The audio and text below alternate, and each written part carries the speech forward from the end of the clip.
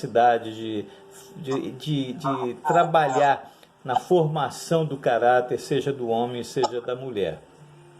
E a gente vê a importância da mãe para todos nós, filhos, né, de modo geral, mesmo em situações difíceis. Eu estava me lembrando, enquanto eu trabalhava nesse texto, né, às vezes que eu fui visitar alguns presídios, né, e a gente percebe que o camarada pode ser o pior bandido do mundo, mas a mãe tem um significado especial para ele. Dificilmente ele lembra do pai, mas ele lembra da mãe, né?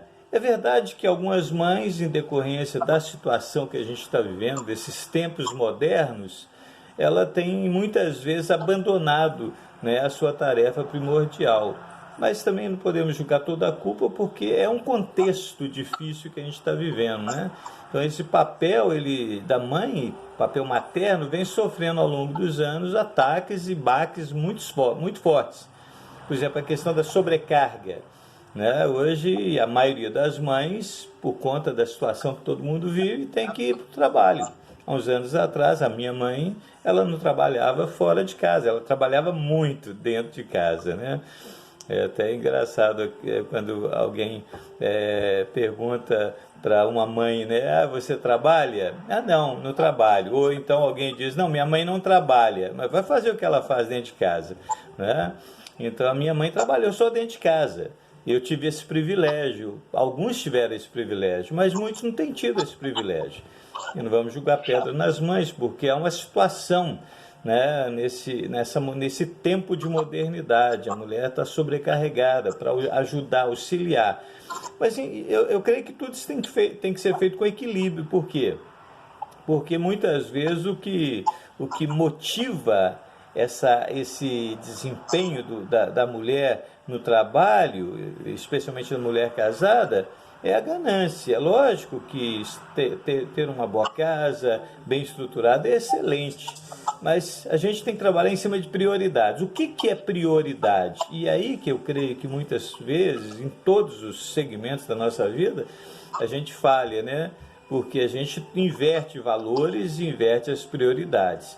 Ora, se eu tiver que ter uma vida saudável, uma vida confortável, em detrimento, né, do prejuízo que vou causar ao meu filho, então eu tenho que fazer uma opção séria. Nem sempre é possível, né, abandonar um trabalho secular. Mas eu queria deixar com vocês, mães, e com todos nós, para que de alguma forma a gente pudesse estar trabalhando esse tema nessa geração tão difícil que é, né, a prioridade na formação do caráter de um filho. E essa tarefa pertence à mãe. É lógico, quando a mãe, por conta dessa sobrecarga, ela tem que se ausentar para trabalhar, ela pode, com sabedoria, fazer uma conciliação, né, do seu tempo. O que não pode é fazer uma transferência total, né? Transferir a criação dos filhos, essa formação do caráter para a escola, para o daycare, para os avós. Isso aí é prejudicial. A mãe tem que estar de alguma forma presente, né? Eu fico vendo aqui, né, na nossa casa, né, em cima mora a nossa filha. Agora ela não está podendo no daycare, ele fechou temporariamente. E a Rebeca ainda tem alguns privilégios porque ela não trabalha toda semana. O banco liberou ela para ficar em casa segunda e terça, mas quarta, quinta e sexta, aliás, quinta, sexta e sábado, ela tem que trabalhar. Então, segunda, terça e quarta ela está em casa. Isso é uma grande coisa, né? Especialmente porque daqui menos de um mês ela ganha mais uma filha, né? E há um contexto emocional, eu creio que foi até providencial, né, num certo sentido, a presença dela junto da filhinha, que já está passando por esses reveses psicológicos sem ter a noção do que está acontecendo, né? Tudo ao redor, mudança do quarto, um berço sendo introduzido no quarto, mas a presença dela é significante. A gente observa, por exemplo, que quando quinta-feira a Rebeca vai para o trabalho, a gente percebe o comportamento da Hayley diferente. Ela sente a ausência da mãe, porque ela está se acostumando com a presença mais intensa. Então, a gente tem que aprender a conciliar, né? Eu sei que as mulheres, na maioria das vezes, têm que sair para a luta, mas só a questão da sobrecarga do trabalho não é a causa principal da ausência. Muitas vezes a ausência também vem em decorrência e o abandono de uma própria cultura, que a mulher poderia até estar mais presente, mas ela abre mão. De repente, porque é resultado de uma geração complicada, porque os jovens de hoje, essa geração atual, ela é resultado de uma geração que quebrou muitos princípios, né, ao longo dos anos, e o mundo está colhendo os resultados dessa semeadura, né? E essa ausência também vem em decorrência da fuga, né? A fuga da responsabilidade dessa tarefa, até por conta, né, desse movimento que não é novo, mas ele cresce cada dia, né, o movimento da independência da mulher. Eu creio que a mulher tem seu valor, e quando a gente estuda as cartas de Paulo, se a gente não tiver uma capacidade de discernir, a gente vai até entender e achar que Paulo era um machista. O próprio texto, ou o contexto do texto que lemos, né, quando Paulo fala da missão de mãe, é um contexto difícil, porque ele fala que a mulher não pode ensinar, não pode falar. Isso é complicado para os dias de hoje. Mas é bom a gente saber que esse livro, essa carta que Paulo escreve para Timóteo, é uma carta que foi escrita numa época diferente, num contexto diferente, tanto do lado judaico quanto do lado grego, né? Os judeus naquela época, a mulher era uma coisa, né? Era um mal necessário, né? E o grego também tinha uma percepção da mulher bem degradante, né? Agora, quando a gente observa em outras cartas, Paulo enaltece a mulher, ele abençoa as mulheres, ele pede para orar pelas mulheres lá no livro de Filipenses, ele vai demonstrar o seu apreço ao ministério de algumas mulheres, né, que desempenharam papéis fundamentais, até na área de ensino. Então, eu gosto muito de pensar que Jesus, através da sua obra e da sua vinda, ele resgatou o valor da mulher. Nesse contexto, Paulo faz alusão à queda de Eva, né? E a mulher, ela herdou essa consequência, né? Por ter sido enganada, mas por outro lado, a mulher é enaltecida, porque sendo a mulher a fonte original do pecado, quando cedeu à tentação lá no Éden, essa mesma mulher, né, no sentido, né, personal, ela é o canal da bênção, porque Jesus é nascido de mulher. E dessa forma a mulher se enaltece e ela ganha um espaço tremendo, né? Então, e Paulo tem essa percepção, mesmo num contexto difícil, né? Num contexto muito complicado. Agora, pensando nessa missão de mãe, nessa formação de caráter, a grande problemática da sobrecarga, da ausência, da fuga da mãe nos dias de hoje, desse abandono, dessa missão de formar caráter, ela se agrava especialmente quando a gente compreende um pouquinho daquilo que a gente lê, dos estudos, seja na psicologia, na sociologia, na psiquiatria, enfim, né? Isso, há um consenso de que 75% da formação do caráter de um ser se dá até aos 7 anos.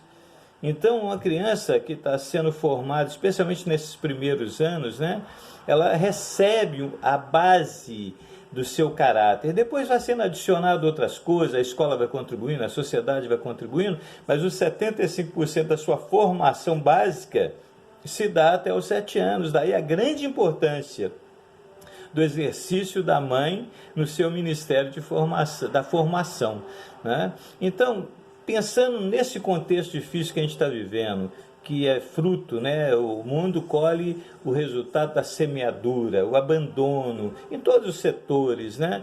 E a gente precisa, e hoje eu acho que é um dia bom para a gente fazer uma reflexão sobre o papel da mãe, a gente precisa de resgatar, né, esse ministério materno. E dentro desse contexto eu separei alguns pontos, né, no sentido ou no intuito de resgatar essa missão de mãe, né, para que a gente possa de alguma forma restabelecer, né, os princípios divinos e bíblicos na sociedade nos dias de hoje. Então a primeira coisa é essa, e muitas coisas eu já disse, né, que o primeiro passo é compreendendo a missão de mãe, essa missão maravilhosa da formação do caráter. E eu quero fazer só uma alusão bem breve da vida de uma mulher chamada Joquebede. né? Joquebede, ela desempenhou um papel fundamental. Tem aqui nos primeiros 10 versículos que eu gostaria de ler aqui, do capítulo 2 do livro de Êxodo, diz assim: foi-se um homem da casa de Levi e casou com uma descendente de Levi, e a mulher concebeu e deu à luz um filho.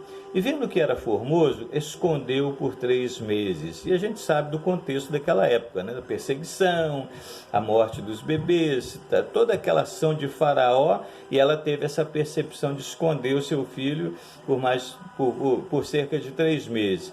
Mas ela entendeu, e realmente seria muito difícil, não podendo, porém, escondê-lo por mais tempo, ela tomou um cesto de junco, calafetou com bedume e piche, e pondo nele o menino, largou no carriçal à beira do rio, né, do rio Nilo.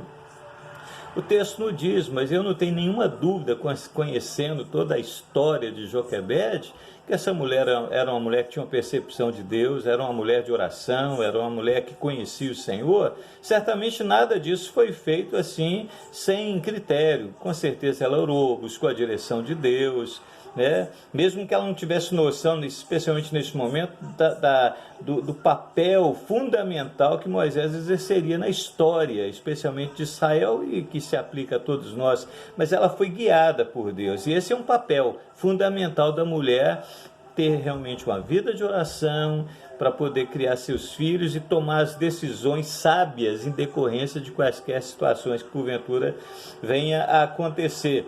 E ela fez isso, né? E aí eu fico vendo também a providência de Deus, a soberania de Deus na história. A irmã, né, de Moisés, ela foi seguindo de longe para observar o que ia suceder, e quando de repente aquele cesto chega ali naquela enseada, desce a filha de Faraó, que era casada, e tudo indica que não tinha filho, ou nem podia ter filhos, e percebe que está ali um cesto. Vendo ela o cesto à beira do rio, né, enviou a sua criada e o tomou. E abrindo o cesto, ela viu uma criança, e eis que o menino chorava. E ela teve compaixão, o sentimento materno foi aguçado, ela tem compaixão e disse: esse menino é dos hebreus. Pela roupa, certamente, e compreendeu esse fator, que ele era um menino hebreu. E aí a irmã chega próxima, né? E ela então diz à irmã de Moisés: queres que eu... A irmã de Moisés diz a ela: queres que eu vá chamar uma das hebreias que sirva de ama e te crie a criança? Ela respondeu prontamente: sim, né, vai. E ela sai e chama a própria mãe do menino, a Joquebede. Então lhe disse a filha de Faraó, para Joquebede: leva esse menino e cria-o, e eu ainda vou te pagar um salário. A mulher, a mãe de Moisés, a Joquebede, toma o menino e o criou. No verso 10 vai dizer: sendo o menino já grande, ela o trouxe à filha de Faraó, da qual passou a ser filho.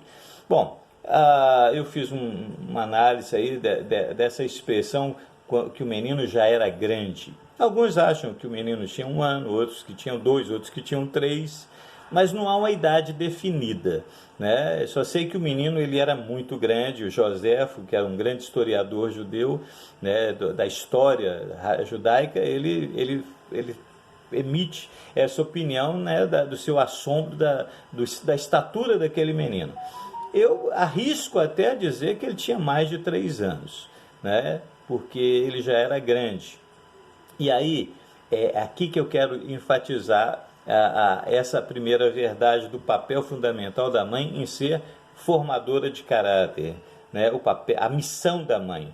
Nesses primeiros anos em que Moisés esteve sob os cuidados de Joquebede, da sua mãe, você pode estar certo, meu querido, minha querida irmã, que essa mulher, instruída pelo Senhor e conhecedora dos princípios de Deus, ela passou esses princípios para aquele menino. Isso é tão verdade que lá na frente ele vai tomar decisões e com certeza as decisões que ele toma no futuro têm tudo a ver com a raiz, com a base, com essa formação que ele recebe em poucos anos. Então daí você percebe o papel fundamental. Joquebede, ela influenciou muito mais do que os ensinos que Moisés, segundo a própria Bíblia diz, né, teve nas melhores escolas. Ele teve uma educação de rei, ele era suposto a ser rei, né? Embora sendo um filho ilegítimo, mas ele era suposto a ser rei. Ele recebe toda a formação, toda a educação egípcia, mas o que marca, o que define o seu caráter foi a formação dos primeiros anos, esse cuidado especial de Joquebede. Então, esse primeiro tópico, eu quero só enfatizar essa verdade. A mulher precisa, e hoje mais do que nunca, compreender a sua missão de mãe. Compreender esse papel de formar caráter, né? A formação do caráter, entre outras coisas. A mãe, ela tem mais habilidade. O homem cuida da provisão, o homem, mesmo que esteja presente, ele não tem toda a sensibilidade. Deus fez as coisas com sabedoria, Deus nos criou com sabedoria, né? Então a mulher, ela tem um coração mais sensível, ela tem percepções, ela tem intuição. A intuição é uma dádiva divina para as mulheres, todos nós temos intuição, certamente a mulher tem muito mais. Né? Tanto no seu relacionamento conjugal com o seu marido, quanto na criação dos seus filhos. Eu não me canso de lembrar da minha mãe. Quantas e quantas vezes eu chegava na minha casa, né, e com um amigo, com uma determinada pessoa, e ela olhava e me chamava à parte e dizia: Edson, eu acho que você não deve andar com essa pessoa. Ah, só nem conhece. Olha, ela dizia assim: eu acho que esse menino não é boa bisca. É uma expressão bem mineira. Esse menino não é boa bisca. Ah, que isso, mãe? A senhora está pegando no pé e tal. E não era diferente com meu pai também, né? Edinho, meu pai chamava Edson também, né? Só que ele era o Edinho, eu era o Edson. Edinho, cuidado, esse homem, esse seu amigo aí não é boa bisca. Olha, gente, não dava outra. Lá na frente a gente descobria que ela estava certa. O que fazia ela acertar? A sua intuição.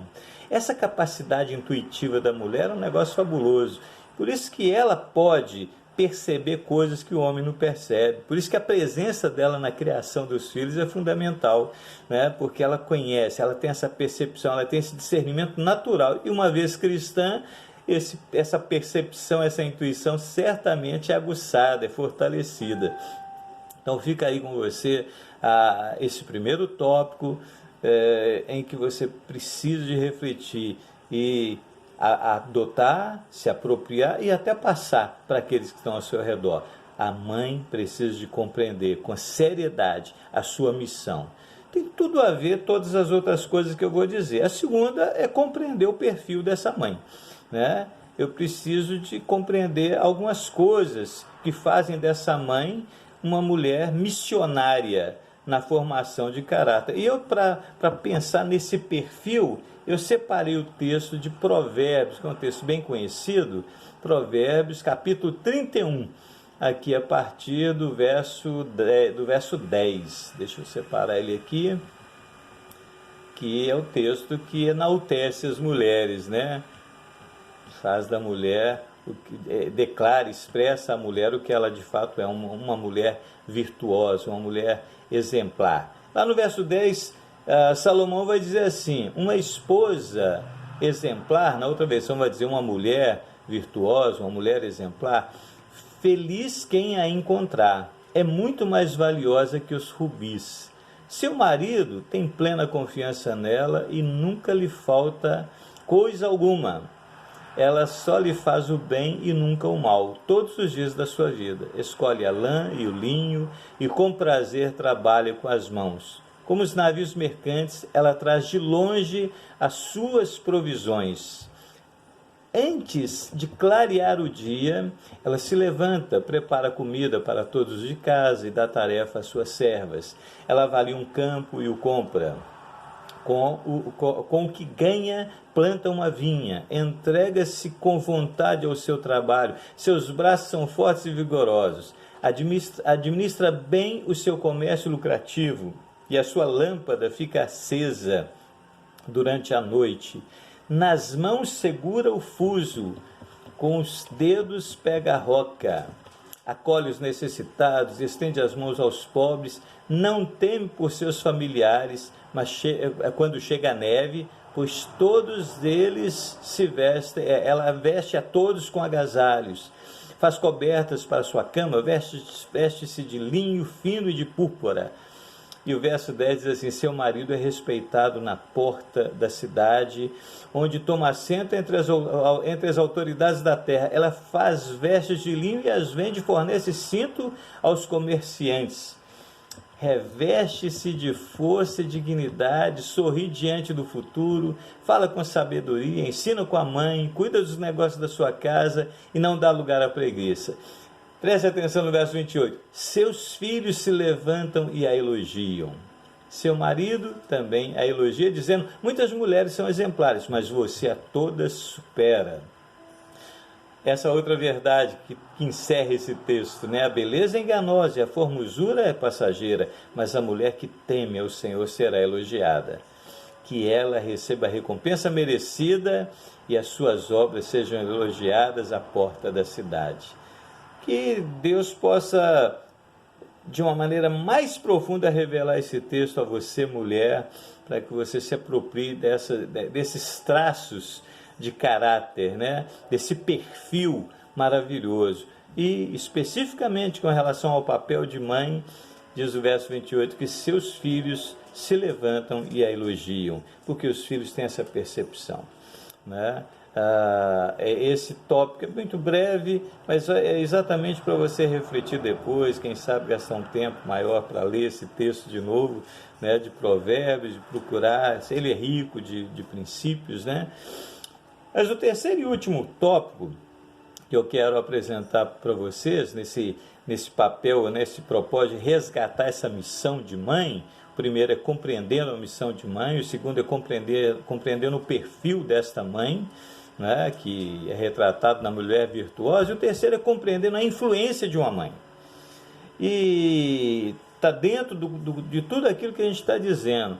Mas eu separei alguns versículos aqui no livro de Reis, isso me chama a atenção. Eu vou ler alguns deles, né? 1 Reis, capítulo 14. Há uma sequência de reis, né, tanto de Israel quanto de Judá.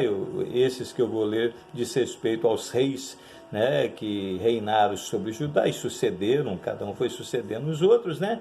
E Roboão foi o primeiro que sucedeu, né, nessa linhagem nova, né, depois de Davi vem Salomão, depois de Salomão, Roboão, né? Houve naquele período a tristeza da divisão das tribos, mas Roboão ele assume o reinado em Judá. E aqui diz assim, que ele tinha 41 anos de idade, quando começou a reinar, e reinou 17 anos em Jerusalém, na cidade que o Senhor escolhera para todas as tribos de Israel, para estabelecer ali o seu nome. E aqui diz, Naamã era o nome de sua mãe. Eu acho muito tremendo essas colocações que são colocadas no cabeçalho da descrição dos reis. A ênfase que se dá à existência de uma mãe, e colocando especialmente o nome dessa mãe, né? A sua mãe era Naamá, e era o nome de sua mãe, ela era amonita, né? Então, por que vários textos, você pode ler no livro de Crônicas também, né? Você vai perceber isso. Aqui no livro, no capítulo seguinte, no 15, né, no verso de 1 a 3, que já na sequência vem o rei Abias, diz assim, no 18º ano do rei Jeroboão, filho de Nebate, que reinava em Israel, né, Abias começou a reinar sobre Judá. 3 anos reinou em Jerusalém, era o nome de sua mãe Maaca, filha de Absalão, né? E só mais um, que é o texto de 1 Reis 22, no verso 42. Deixa eu achá-lo aqui.